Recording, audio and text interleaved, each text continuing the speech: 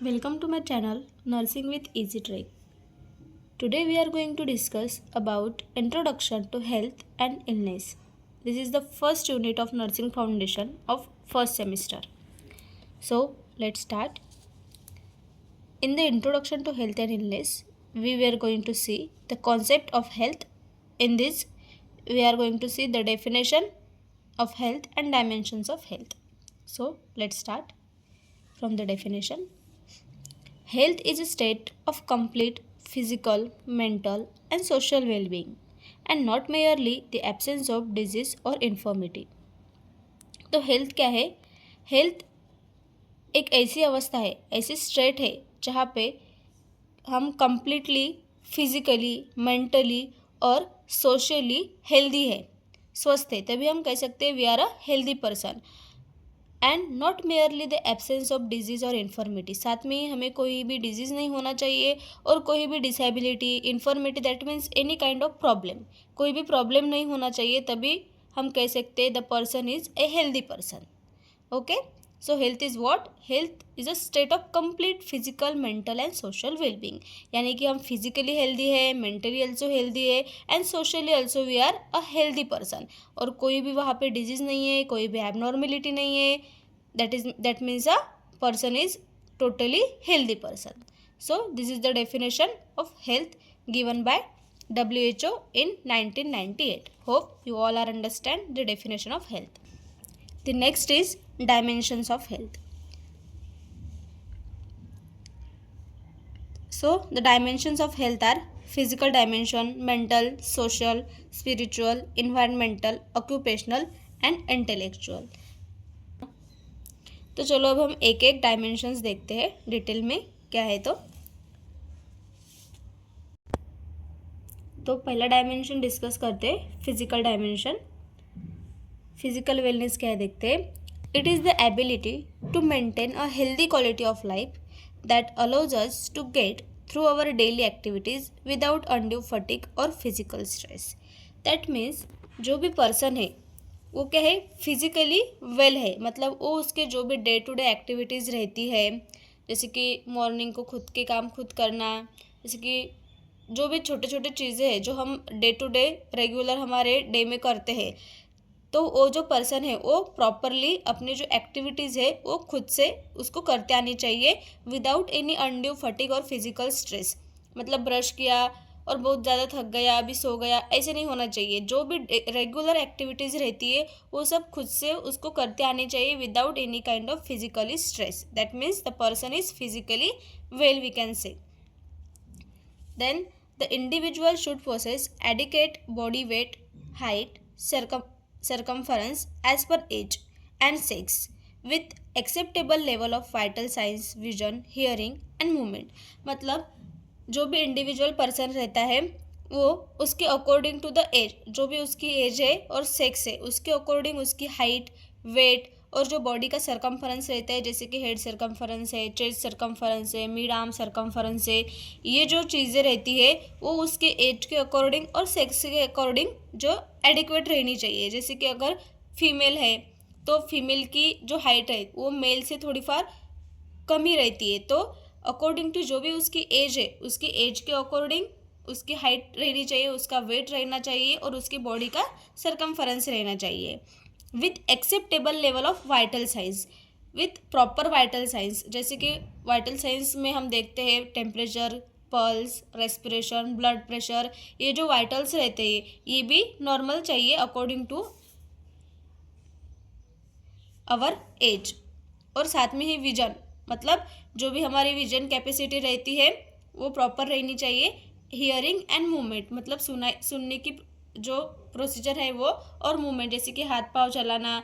हम जैसे देख सकते हैं कि जो भी ओल्ड एज पर्सन रहते हैं, जैसे जैसे उनकी एज बढ़ती है वैसे वैसे जो बॉडी की मूवमेंट्स है, मूवमेंट करने में उनको तकलीफ जाती है. मतलब अकॉर्डिंग टू एज ये जो चीज़ें हैं, ये चेंजेस जो रहते हैं बॉडी में वो होती है, लेकिन वो एज के अकॉर्डिंग होनी चाहिए, ना कि हम एट द एज ऑफ 20 और 25 only the person is feeling so weak, so fatigue while doing any kind of activity. So अगर ऐसा कुछ रहा तो हम नहीं कह सकते कि वो टोटली हेल्दी है. नेक्स्ट पॉइंट है The ability to recognize that our behavior have a significant impact on our wellness and adopting a healthful habit, routines, checkup, a balanced diet, exercise, etc., while avoiding a destructive habit like a tobacco, drugs, alcohol will lead to the optimal physical wellness. मतलब हमें जो भी हमारा behaviour है, positive behaviour है, वो recognise करते आना चाहिए. जैसे कि अगर कोई बैड हैबिट है तो जैसे कि टोबैको च्यूइंग, अल्कोहल, ड्रग्स अगर कंज्यूम कर रहा है तो उससे क्या होता है, बॉडी पे जो है वो बैड इफेक्ट पड़ता है और धीरे धीरे जो बॉडी है वो निगेटिव वेज में चली जाती है. और अगर हम में कुछ पॉजिटिव बिहेवियर है, पॉजिटिव हैबिट्स है, जैसे कि हम रूटीन चेकअप करते हैं, देन बैलेंस डाइट लेते हैं, एक्सरसाइज करते हैं, तो इससे क्या होती है, जो बॉडी है वो फिजिकली और we can say mentally also healthy रहती है. सो अगर हम फिजिकली वेल है तो हमें ये रिकॉग्नाइज करते आना चाहिए कि किन चीज़ों से हमारे बॉडी पे निगेटिव इम्पैक्ट पड़ रहा है और कौन सी चीज़ों से हमारे बॉडी पे पॉजिटिव इम्पैक्ट पड़ रहा है. तो पॉजिटिव इम्पैक्ट के लिए हमें क्या करना चाहिए, रेगुलर एक्सरसाइज करनी चाहिए, प्रॉपर बैलेंस डाइट लेना चाहिए और रेगुलर चेकअप करना चाहिए. और जो निगेटिव हैबिट्स है वो अवॉइड करने चाहिए, जैसे कि टोबैको च्यूइंग है, ड्रग्स कंजप्शन है, अल्कोहल कंजम्पशन है. इससे क्या होता है, बॉडी पे निगेटिव इम्पैक्ट पड़ता है. So this is the physical wellness. अगर हम फिजिकली वेल है तो हमें ये सब सिम्टम्स जो है वो रहने चाहिए, तभी हम कह सकते हैं that is physical, we are a physically healthy person. तो नेक्स्ट डायमेंशन है मेंटल और we can say the emotional wellness. It is the ability to understand ourselves and cope with the normal stresses, challenges life can brings. Mentally healthy के कब कह सकते हैं, जब हम रेगुलर जो हमारे लाइफ में चैलेंजेस आते हैं, स्ट्रेसेस आते हैं, उसको हम properly with the understandable level cope कर रहे हैं, उसको अंडरस्टैंड कर रहे हैं और प्रॉपरली उससे हम अगर लड़ रहे हैं तो we can say we are a emotionally healthy. जैसे कि स्टूडेंट्स है, अभी कॉलेज जाते हैं, फर्स्ट टाइम कॉलेज में उनको थोड़ा बहुत ज़्यादा स्ट्रेस आता है कि इतने सारे सब्जेक्ट है, कैसे पढ़ूँ, कैसे होगा. लेकिन डे बाय डे क्या करता है, वो धीरे धीरे सब कुछ अडॉप्ट कर लेता है, उसको कोप कर लेता है. बाद में आती है एग्ज़ाम, तो एग्ज़ाम का फिर से स्ट्रेस आता है, लेकिन थोड़े दिन में ही वो उससे भी एडजस्ट हो जाता है. और डे बाय डे पूरे उसके जो 4 ईयर है नर्सिंग की वो चले भी जाते हैं और उसको पता भी नहीं चलता है. That is the person is mentally और इमोशनली हेल्दी है, वो वेल है, जिससे कि वो धीरे धीरे सब कुछ जो भी स्ट्रेस है उसके लाइफ में डे टू डे आ रहे हैं वो धीरे धीरे एक्सेप्ट करके उससे कोप कर रहा है, लड़ रहा है. Then the ability to acknowledge and share the feelings of anger, fear, sadness और stress, hope, love, joy and happiness in a productive manner contributes to our emotional wellness. अगर हमें कोई स्ट्रेस आ रहा है और अभी हम हैप्पी है, नहीं तो कोई फियर है, तो ये सब जो फीलिंग्स रहते हैं एंगर के, फियर के, अगर हम एक दूसरे से शेयर करते हैं तभी हमारा डर थोड़ा सा कम हो जाता है. अगर हैप्पी वाली फीलिंग बांटते तो और हम हैप्पी हो जाते हैं. तो अगर कोई पर्सन ये सब चीज़ें एक दूसरे से एक्सचेंज कर रहा है, कंट्रीब्यूट कर रहा है, तो we can say the person is mentally healthy और इमोशनली वो हेल्दी है, वेल है. जैसे कि अगर बहुत ज़्यादा गुस्सा आ रहा है तो हम किसी पे गुस्सा निकाल देते हैं, लेकिन बाद में हमें थोड़ा सा ठीक लगता है. अगर कोई किसी से हम कोई बात शेयर करते हैं, then we are feeling so good that now I am feeling so good, अभी मैंने ये बात शेयर कर दी है. तो this is the symptoms of mentally healthy person. अगर कोई मेंटली हेल्दी है तभी वो ये सब चीज़ें एक दूसरे से शेयर करता है. अगर हम बात करें मेंटली इल पर्सन की, तो वो क्या करता है, सब जो भी एंगर है, स्ट्रेस है, वो अपने पास तक ही रखता है. तो उससे क्या होता है, वो धीरे धीरे डिप्रेशन में चला जाता है. इसीलिए जो भी हमारे इमोशंस रहते हैं, either which is the happy one और which is the fear one और which is the anger one, ये सब चीज़ें हमें एक दूसरे के साथ शेयर करनी चाहिए. तभी हमारे जो अंदर की फीलिंग्स है वो हम एक दूसरे के साथ शेयर करने के बाद ही हम मेंटली और इमोशनली हेल्दी रह सकते हैं. Then a mentally normal person has the ability to mix up with the others, make friendships, behave in a balanced manner and observe adequate personal hygiene. अगर कोई पर्सन मेंटली हेल्दी है, normal है, तो वो क्या करता है, एक दूसरे के साथ जल्दी ही मिक्सअप हो जाता है। जैसे कि स्टूडेंट्स आते हैं फर्स्ट ईयर में, नए नए सब, कोई इधर से कोई उधर से, कोई अलग स्टेट से रहता है, तो फिर भी वो क्या करते हैं, एक दूसरे के साथ धीरे धीरे धीरे धीरे मिक्सअप हो जाते हैं, फ्रेंडशिप बना लेते हैं। That means they are a mentally normal person. नहीं तो कोई कोई ऐसा रहता है कि जो सिर्फ खुद से ही बातें करता है, अकेले ही बैठता है। That means we can say the person is having somewhat mental issues.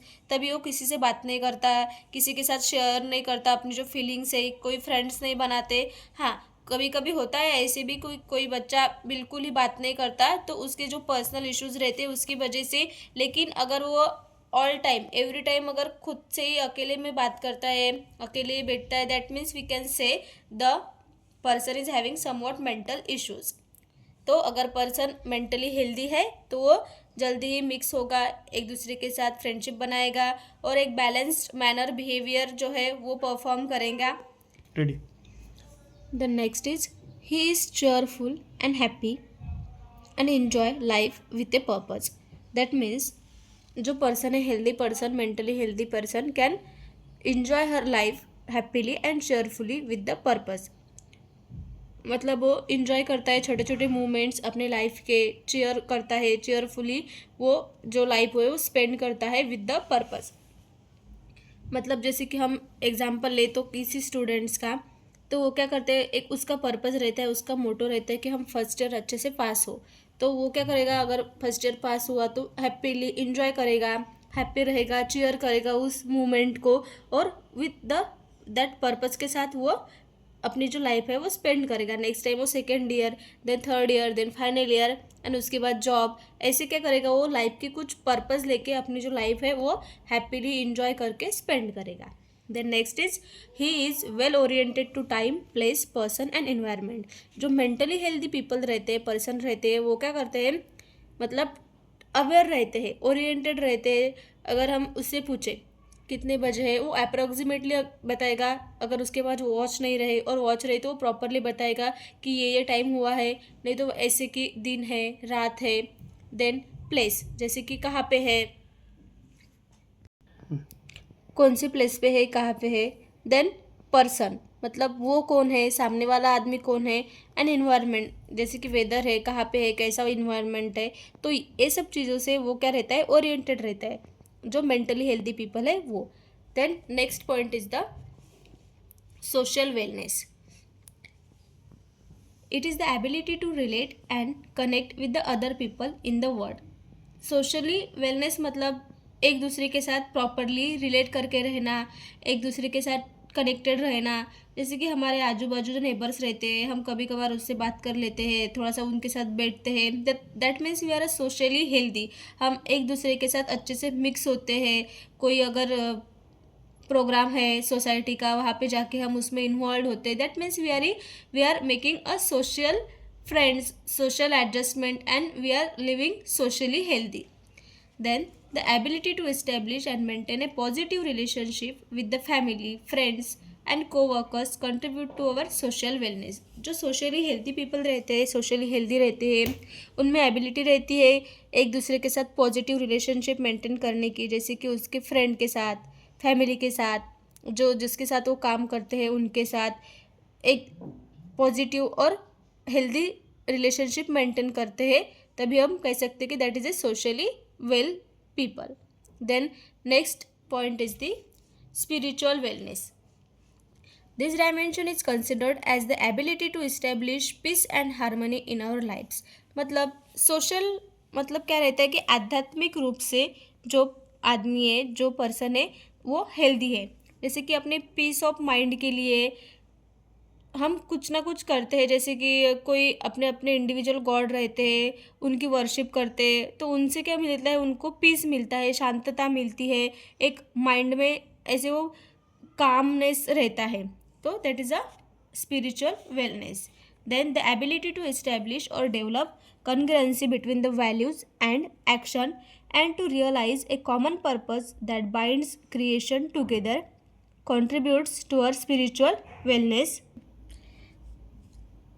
Spiritual well जो पीपल रहते हैं वो क्या करते हैं, उसमें उन लोगों में एबिलिटी रहती है एक मतलब एक क्वालिटी ऑफ बीइंग सिमिलर रहने की, जो एक दूसरे के साथ जो भी सोसाइटी में मतलब उनके जो ये